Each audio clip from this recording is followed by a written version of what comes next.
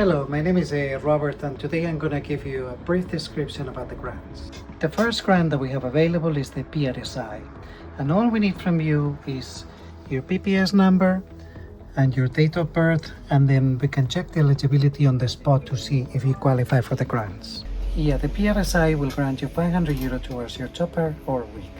What we are going to need from you is a medical certificate signed by your doctor, and then we can send that to PRSI for your application.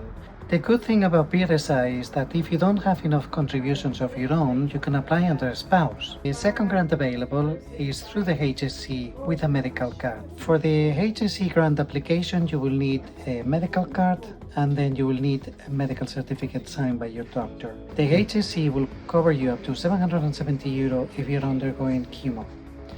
For every other condition, like you can get, depending where you live, from €440 to €770.